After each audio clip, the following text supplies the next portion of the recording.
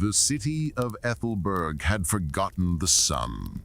Mist, thick as felted wool, clung to the cobblestones and muffled the memories of laughter. Once, the air had sung with the clatter of 1,000 looms, a symphony of shuttles weaving color into the gray northern light. Now there was only one sound, a slow, rhythmic thud, clack, thud, clack, from a narrow house leaning over a silt-choked canal.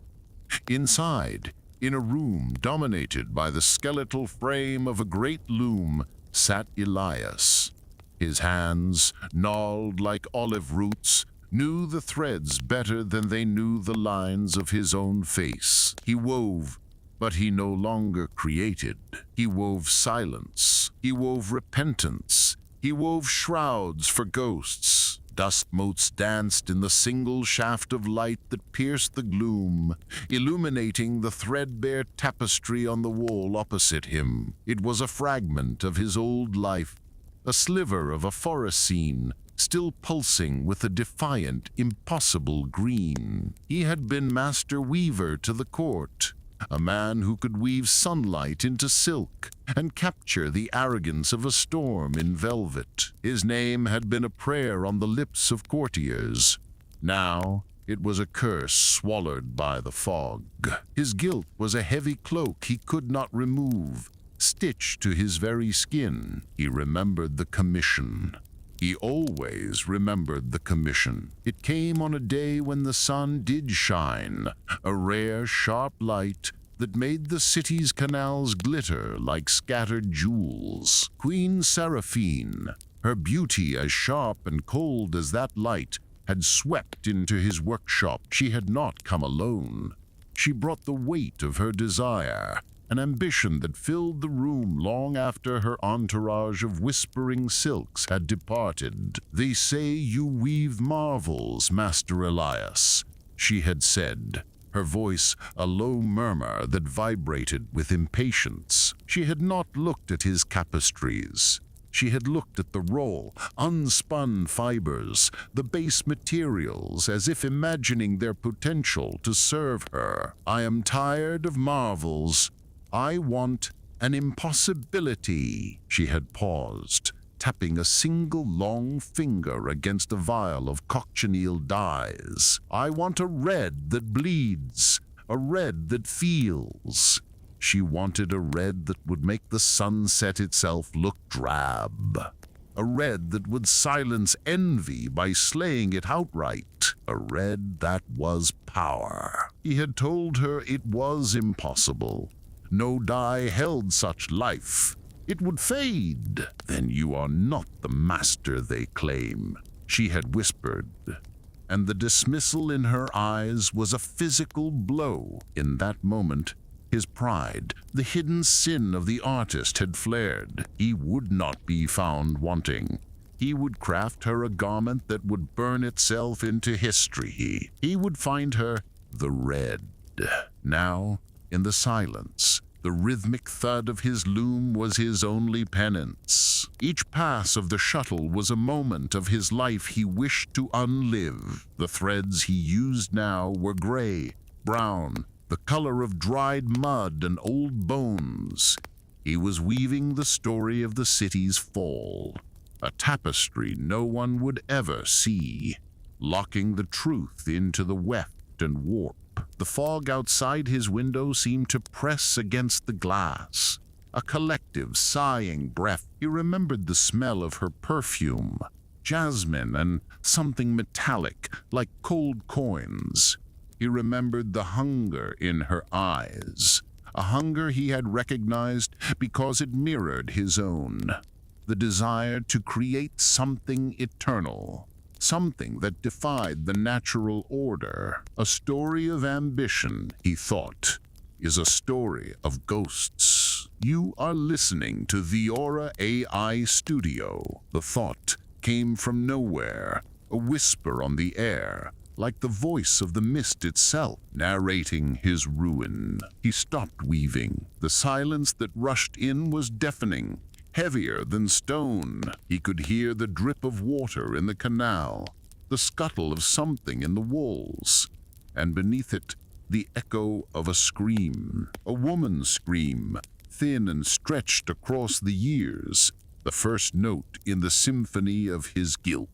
He had found the red. He had found it in a place of shadows, a place from which no color was meant to escape. He closed his eyes, and he saw it. Not the crimson she desired, but the place it was born, a grove of petrified silence, waiting for him. He rose from the bench, his joints cracking in protest. The room was cold. The small fire in the hearth had died to embers, casting a sullen, pulsing light. He walked to the small, cracked mirror hanging by the door. It was silvered with age, the glass distorting his reflection. He saw a stranger, a man hollowed out by time and memory. His eyes were the color of the fog, his beard a tangled, ashen mess. He saw the weaver, but the master was gone. "You did it for pride," he whispered to the distorted face. "Not for her, for you." The face in the mirror did not blink. It only watched, its eyes holding the reflection of the silent loom, a gallows frame waiting for its next victim. He had promised her an impossibility, and he had delivered. He had woven a masterpiece. He had woven a plague. He remembered the weight of the finished garment in his hands, the unnatural warmth it seemed to hold even in the dead of winter. It was his greatest sin, a perfect, beautiful, terrible thing. He turned from the mirror, back to the loom. He picked up the shuttle, the wood smooth and cold against his palm. He had to keep weaving. He had to tell the story, even if only to the shadows. He had to weave the truth of the Empress of Crimson and the fashion that had bled a city dry. The thud, clack, resumed, a lonely heartbeat in a dead world. The search for the red had consumed him. For months after the Queen's commission, Elias had abandoned his loom, becoming a hunter of pigments. He bled the cochineal, roasted the madder root, traded with merchants from the salt deserts for powders that tasted of rust and saffron. He crushed beetles, ground stones, boiled lichens. Each attempt produced a red, but not the red. They were the reds of life, of wine, of blood, of roses. They were vital, but they were mortal. They faded. They dried. They lacked the eternal, arrogant fire Seraphine had demanded. His pride festered. He, the master, was failing. His dreams became fevered. He saw the Queen's mocking smile, her eyes reflecting a dull, common burgundy. The city's looms, still clattering then, seemed to mock him, their rhythms spelling out his failure. He neglected his apprentices, his home. He grew thin, his eyes burning with the singular focus of his quest. He found the answer not in a merchant's stall, but in a forbidden text, a book of naturalists' poisons and forgotten botany, bound in flaking vellum. It spoke of a place, a scar in the earth, a valley north of the high passes that the locals called Mors Umbra, the shadow of death. It was a place where the earth itself was sick, where minerals leached from the rock and killed all but one thing. The book called it the Ignis Sarx, the flesh fire. The locals had a simpler, more fearful name, the Cinder-Bloom. It was, the text claimed, a parasitic flower that drew its color not from the sun, but from the toxic metals in the soil. It bloomed only in the deepest shadow, and its petals, when crushed, produced a red that was not a color, but a captured light, a pigment that consumed other colors, a red that would never fade. The book warned that the bloom was a lure, that the air around it was poison, and that to touch it was to invite the earth's sickness into one's soul. Elias read the warning, and all he saw was the solution. His journey to the valley was a descent. He left the vibrant city, traveling for days into the barren gray mountains. The air grew thin and sharp. The path disappeared, forcing him to climb over shattered basalt, his hands raw and bleeding. He found the valley at twilight. It was not a valley at all, but a deep, sundered ravine, a crack in the world. No birds sang. The silence was absolute, a heavy, mineral silence. He descended into the gloom. The walls of the ravine were slick with a dark, oily damp. At the bottom, the air was still, cold, and carried a scent he could not place, something like hot metal and lilies. And then he saw them in the deepest cleft, where no light could possibly reach. They glowed, the Cinder-Blooms. They were not flowers, they were wounds. They grew in pale fungal clusters, their petals shaped like flames, and they pulsed with a soft, internal crimson light. They were terrifyingly beautiful. He approached, his heart hammering. The air grew warmer, vibrating. He felt dizzy, the metallic scent overwhelming. He remembered the warning. To touch it is to invite the sickness. He had brought gloves of thick leather, but his hands trembled. He reached out and plucked a single glowing bloom. It felt warm in his gloved hand, heavier than a flower should be. He dropped it into a lead-lined box. He plucked another and another. With each one, the dizziness grew, a sweet, cloying sickness that filled his head. He felt a sudden sharp euphoria. He was a god stealing fire from the earth. He was Elias, the master, and he had found the impossible. He stumbled back to his camp, the box heavy in his pack, the euphoria fading into a pounding headache. That night he dreamed. He dreamed of the queen, her face pale, her eyes burning with the same crimson light as the flowers. She opened her mouth to speak, and a cloud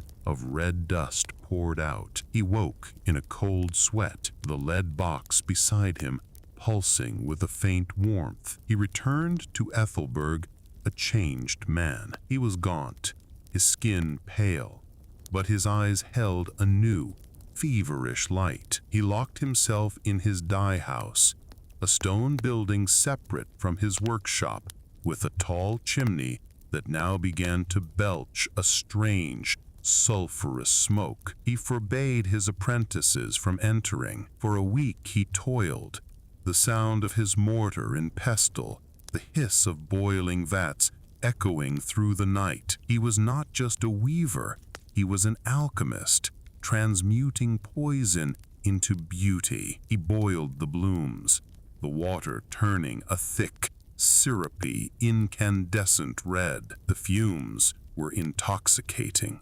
They filled his lungs, made the stone walls of the dye house seem to pulse and breathe. He felt powerful, energized. He felt the sickness the book had promised, but it felt like life, a hot, restless energy. He was not just creating a dye, he was forging a new element. He dipped a strand of raw silk into the vat. When he pulled it out, it did not drip. The silk drank the color. It glowed in the dim light, a thread of captured sunset. It was perfect. It was terrible. He felt a moment of cold, clear dread, a voice in his soul screaming at him to stop, to pour the vat into the earth and bury the box. But then he imagined the look on Seraphine's face. He imagined the robe, his pride, now fed by the flower's toxic energy,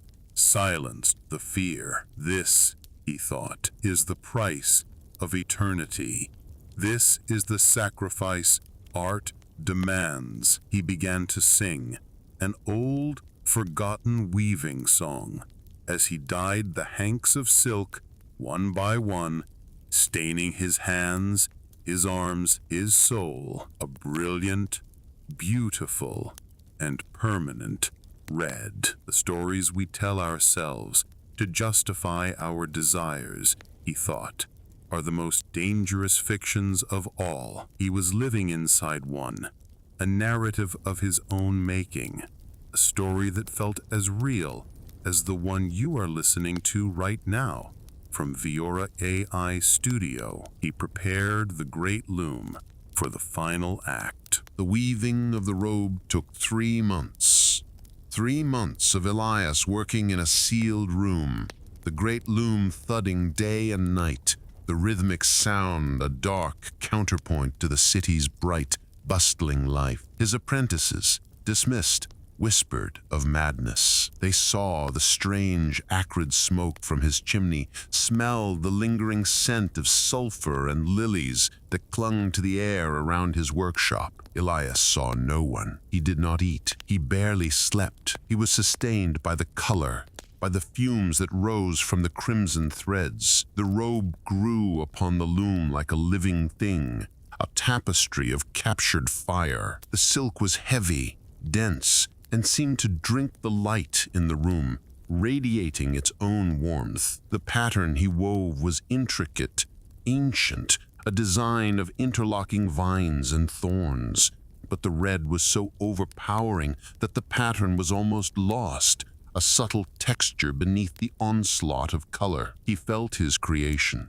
He felt its power. It made his hands tremble, not with fatigue, but with a terrible, possessive awe. He was no longer the weaver. He was the high priest, serving a new crimson god. When it was finished, he sat before it for a full day, the room silent. The robe was done. It was more beautiful than he had ever imagined. It was a solid piece of twilight, a garment of distilled desire, and it was hungry. It seemed to demand to be seen, to be worn. He wrapped it carefully, not in simple linen, but in heavy, oiled canvas, and then again in dark velvet, as if shielding the world from it, or it from the world. He felt a profound, aching loss as he carried it from the loom, like a part of his soul had been woven into it and was now being taken away. He was weak, his body emaciated,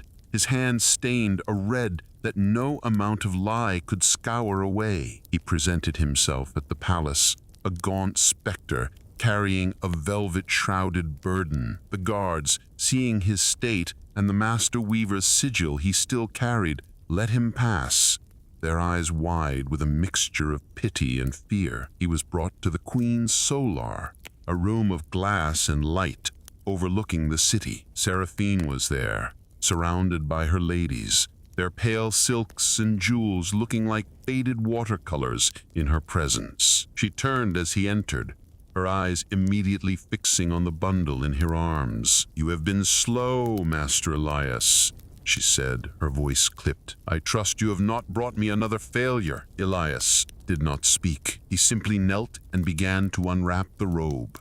The velvet fell away, the canvas. The room fell silent. The ladies in waiting gasped. The sunlight pouring through the high windows seemed to bend, drawn to the garment. The red. It was everything she had asked for. It was a living flame, a captured wound. It made the rubies at her throat look like dull glass. Seraphine's face, usually a mask of cool control, flushed. Her lips parted. This was not just a dress. This was a weapon. She commanded, "Leave us." Her ladies fled, their eyes cast down, afraid to look too long at the impossible color. Elias was alone with his queen. "Help me," she whispered, her voice no longer a command, but a plea of pure, naked desire. She unbound her hair, letting it fall, a cascade of night black against her pale skin. She slipped out of her court dress, standing before him in a simple linen shift. He lifted the robe. It was heavy, so heavy, like a cloak of wet sand. yet it shimmered. He draped it over her shoulders. The moment the crimson silk touched her skin, she shuddered, a long, deep sigh escaping her. She turned to the great silver mirror that dominated the wall. She stared. The woman in the mirror was no longer just Queen Seraphine.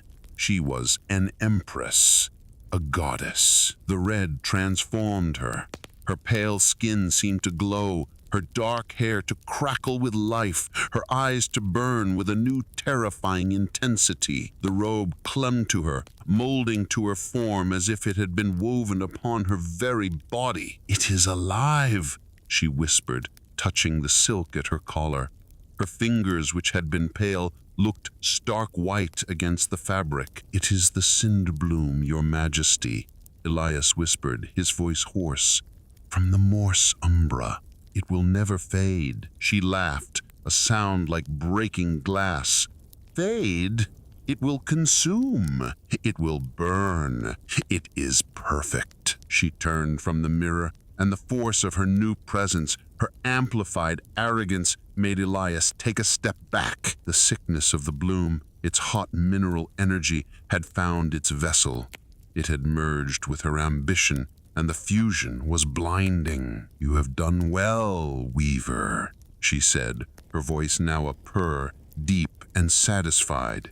"You have given me the skin I was always meant to wear." He watched her walk to the window, the heavy robe trailing behind her like a pool of fresh blood. She looked out over Aethelburg, over the thousands of smoking chimneys and clattering looms, and he saw her reflection in the glass. She was smiling, but the smile was all teeth, and her eyes held no light, only the flat, perfect, terrible red. He backed out of the room, bowing low, his heart a cold stone in his chest. He had seen his pride reflected in her. He had seen his sin made flesh, and as he walked the palace corridors, he heard the first whispers of the new fashion, the new law, the law of crimson. The city he knew was about to die, choked on the color he had brought into the world. He was its first victim, but as the archives of Viora AI Studio could attest, history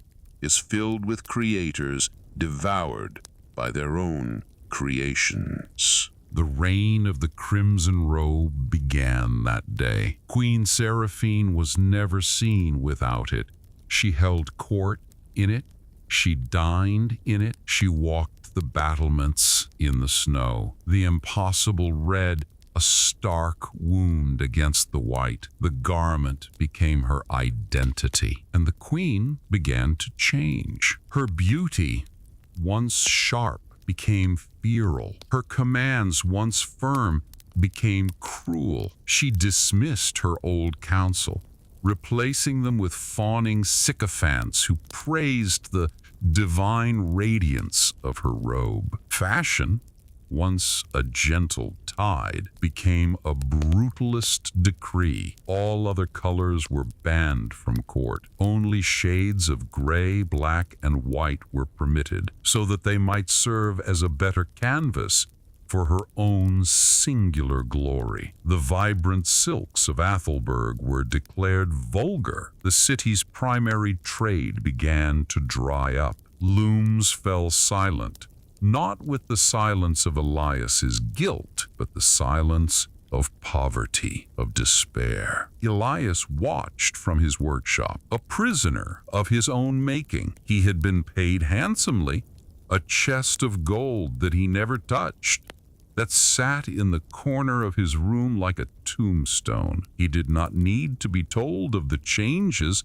He could feel them. The air of the city grew heavier, not just with the familiar fog, but with a new, brittle tension. But it was more than a spiritual sickness. A month after the robe was delivered, the first of the queen's ladies-in-waiting fell ill. The woman who had first touched the robe in admiration, who had adjusted its train, she developed a cough, a dry, hacking rasp that brought up no phlegm, only a faint reddish powder. Her skin grew pale and dry, her eyes sinking into her skull, and she died in a fever, whispering of fire in her lungs. Then another, a guard, who had stood too close to the queen for too long, a musician whose harp she had brushed against as she passed. A slow, insidious plague began to creep from the palace. It was a sickness of the breath, a wasting disease that seemed to drain the body of all color, leaving its victims ashen and brittle. It became known as the Gray Ash. Seraphine herself seemed immune, or perhaps she was simply the source. She grew more radiant, more terrible, as the world around her faded. But Elias, who knew the secret of the Cinder-Bloom, knew she was not immune. She was its host. The robe was not just cloth. It was a parasitic organism, and it was feeding. It fed on her vanity, her power, and in return it gave her that intoxicating, sulfurous energy. But it was shedding. Like a flower releasing its pollen, the robe was shedding a microscopic toxic dust, the red dust, the pulverized, aerosolized poison of the Cinder-Bloom. Elias saw it one day. A sliver of sunlight pierced the fog, and he saw the air in his own workshop, which had been sealed for weeks, was glittering with infinitesimal ruddy specks. It was settling on his loom, on his skin. He understood. The sickness wasn't just in the palace, it was in the air. The fumes from his dye house, the weaving process itself. He had released it. The robe was just the focal point, the patient zero of his plague. He had poisoned his entire city. He barred his doors, stuffed rags into the cracks of his windows. He was a hermit, listening to the world die. The clatter of looms was replaced by the rumble of death carts. The city's vibrant life collapsed. People turned on each other, blaming foreigners, blaming the water, blaming witchcraft. But always their eyes turned to the palace, to the queen who walked the walls in her crimson glory, a solitary, untouchable figure of health and power, a goddess of death. She, too, was changing. She began coughing, the same dry rasp, but she could not, would not remove the robe. Elias heard the rumors from a crier in the empty square. The robe's fabric had begun to fuse with her skin. When she tried to have it removed, she had screamed, a sound that echoed over the silent city, claiming it was like being flayed alive. The desire had become addiction. The addiction had become a prison. The fashion victim was quite literally consumed by her fashion. Elias's guilt was a physical ocean. He drowned in it every night and woke gasping every morning. He sat at his loom, but his stained hands refused to work. He would pick up the shuttle, but the memory of the red threads made him retch. He was the city's murderer. His pride, his desire to be the master, had led to this. This wasn't just a story of a bad decision, he thought, staring at the red dusted floorboards. This was a parable, the kind Viora AI studio might unearth from the bones of a dead world. He was the serpent, the apple, and the fall, all in one. He rocked back and forth on his stool, the sound of his own weeping, the only sound in the house, a thin counterpoint to the distant, rhythmic tolling of the plague bells. He had to see it. He had to see the end he had wrought. He had to see the throne of the Empress of Crimson, the masterpiece he had designed. He unbarred his door, wrapped a thick, wet cloth around his face, and stepped out into the gray, dying streets of Aethelburg, walking towards the source of the silence. The walk to the palace was a pilgrimage through a necropolis. Aethelburg was no longer a city. It was a vast, open tomb. The fog, thick and choking, did not muffle the silence. It was the silence. It tasted of cold stone and something metallic, the lingering scent of the Cinder-Bloom. Every house was a house of mourning. Doors hung open, swinging gently in the damp breeze, revealing interiors thick with the fine red dust that coated every surface like a layer of rust. There were no bodies. The death carts, in their final grim efficiency, had cleared the streets, but the absence of life was more terrifying than any corpse. Elias walked, his own footsteps a shocking intrusion. He saw his own tapestries, his earlier joyful work, hanging in the windows of wealthy merchants, now faded and coated in the gray-red film. He saw looms in abandoned workshops, threads still strung, the work of his apprentices unfinished, their shuttles resting on half-woven patterns. He had killed not just the people of the city, but the art of the city. He had murdered his own legacy. The palace gates were open, one great bronze door half off its hinges. No guards stood sentinel. The courtyard was empty, the fountains dry, their basins filled with skeletal leaves. He entered the grand hall. The opulence was a mockery. Gold leaf peeled from the ceilings, and the vast mirrors that lined the walls were cracked, their silvering blackened, reflecting the gloom in fractured cubist nightmares. The air was cold, colder than the street, and utterly still. His breath, pluming from his mask, was the only thing that moved. He knew where to go, the throne room. He followed the echo of his own guilt up the grand staircase, his hand trailing on a marble balustrade that felt gritty, sticky with the ubiquitous dust. He pushed open the two massive doors to the throne room. They opened with a groan that tore through the silence, and he saw her. He saw it. The throne room was dim, the high windows caked with grime, but a single weak shaft of gray light fell directly on the dais. Queen Seraphine sat on her high-backed throne. She was a skeleton, a desiccated husk, rigid and upright, her bony fingers still gripping the armrests. But the robe was still there. It was no longer crimson. The impossible red, having consumed its host, had finally consumed itself. The garment was now the color of a dead fire, a brittle, sooty black, cracked and flaking like burnt paper. It had not decayed. It had calcified. It held her in its rigid embrace, a perfect ashen shroud that had fused with the bones beneath.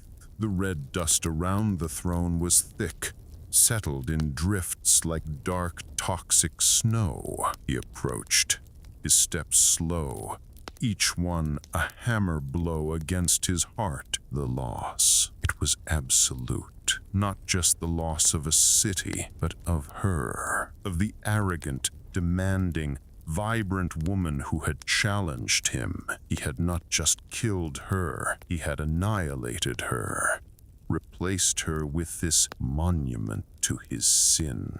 He stood before the throne, looking up at the skeletal face, the jaw locked in a silent final command. He saw the dust clinging to her teeth. I did this, he whispered, his voice cracking. The words were absorbed by the heavy silence. He felt an overwhelming urge. He had to touch it. He had to know if the poison was still alive. He reached out a trembling, stained hand. his fingers brushing the shoulder of the robe. The fabric did not yield. It was hard, like cooled lava, but as his fingers touched it, a fine black ash powder rose from the contact, glittering with a faint, dying reddish spark, and he felt it. Not a heat, but a cold, an abyssal cold that shot up his arm, a final spiteful echo of the Cinder-Bloom's energy. But with the cold came a flash of understanding, a revelation. The robe was dead. Its power was spent, but the sin remained. The memory of it, the structure of his pride, was woven into every blackened, brittle fiber. He looked at the thing he had made, this fashion that killed. He could leave. He could walk away, find a hole, and wait for the dust to claim him too. But the weaver in him, the part that understood structure, knew it wasn't over. The robe was a knot that had to be undone. Destroying it would not be enough. Burning it would only release the last of its poison into the air. Smashing it would only scatter the pieces. It had been woven. It must be unwoven. This was his penance, not death, but the painstaking, agonizing reversal of his own creation. He felt a sudden crushing weight of purpose. He who had brought this plague must be the one to dismantle it. He grasped the rigid shoulders of the corpse and pulled. With a sound like cracking ice and tearing parchment, the calcified robe broke away from the throne, bringing the bones of the queen with it. He lifted the brittle, terrible burden. It was heavy as stone, but he found the strength. He carried his queen and his sin out of the throne room, through the desolate palace, and back into the gray, waiting streets. He was going back to the loom, not to weave, but to unravel. He brought the brittle husk of the robe and the bones of the queen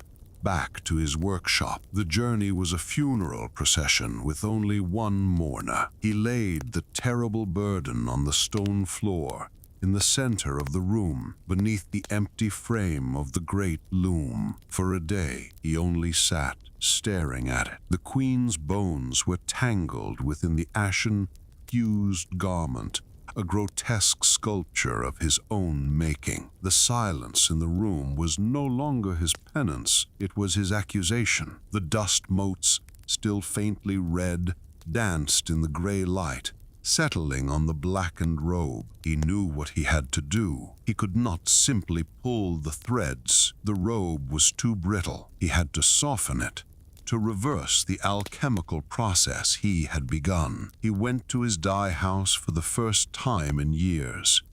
The air was thick with the ghost scent of sulfur. The great vat, which had boiled with the Cinder-Bloom, was coated in a dark, crystalline residue. He did not light a fire.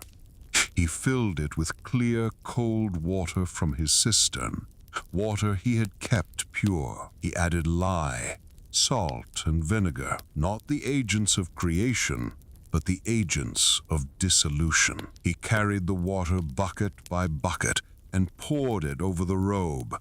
The ash hissed. A faint, foul-smelling vapor rose, stinging his eyes, the last breath of the poison. He soaked the garment for days, the water turning a murky, toxic brown. He drained it and soaked it again and again. He was not just cleaning it, he was absolving it, slowly, painfully.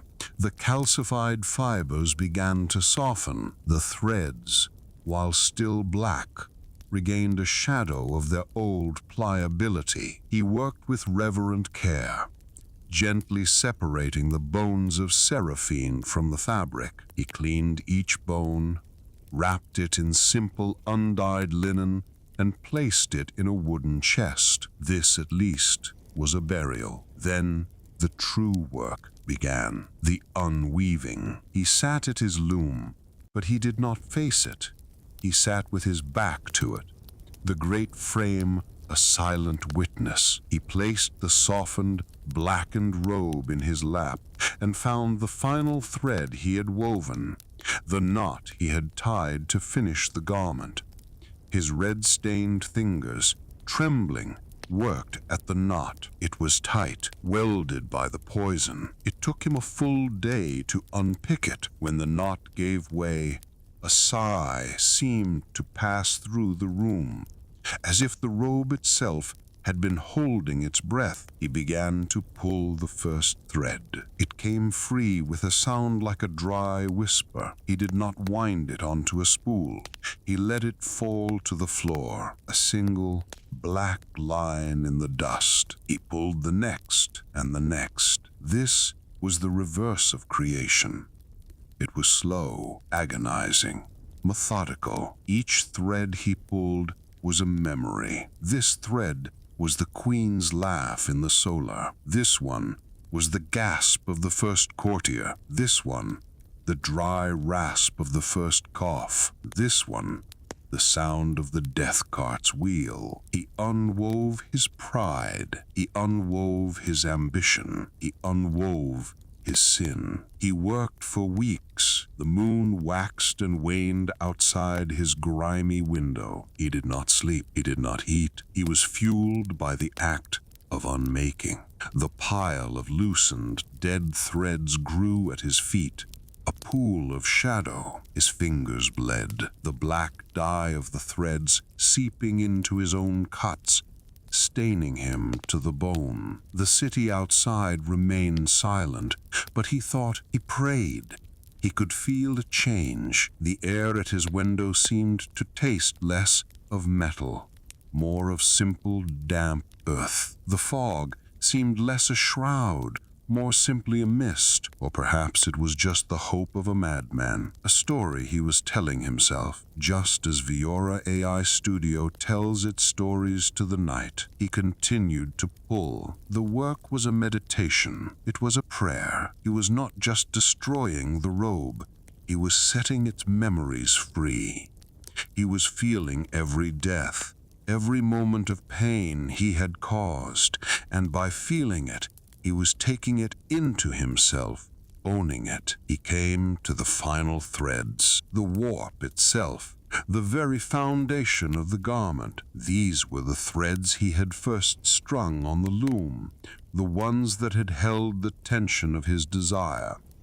They were the strongest. As he pulled the last central thread from the loom's harness, the one that had been the robe's spine, it did not fall to the floor. It dissolved. The moment he pulled it free, the thread turned to simple, harmless gray dust in his hand, the last of the Cinder-Bloom's power expiring. It filtered through his fingers, leaving his palm clean. He stared. The pile of threads at his feet, which had been a mound of black shadow, now seemed to be just that, threads, lifeless, inert. The curse was broken. A profound, bone-deep exhaustion settled over him, a weight heavier than the robe had ever been. He slumped forward, his head resting on the empty loom.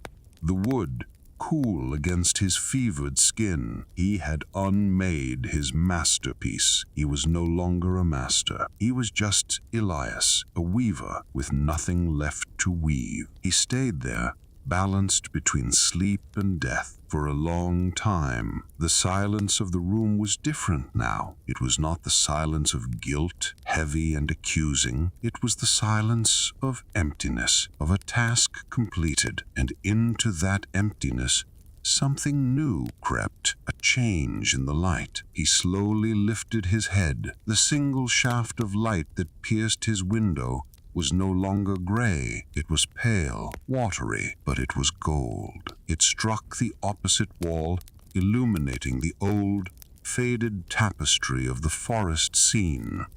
And for the first time in a generation, the sun was shining on Aethelburg. The fog was breaking. He looked at his hands, the deep chemical red The stain of the Cinder-Bloom that had marked him for years was gone. His hands were pale, wrinkled, scarred, but they were his own. He was free. He would not weave again, but he would open the window. He would sweep the floor. He would carry the chest of bones to the hills and bury it. He would live, and the city, in its own time, might learn to live again, too.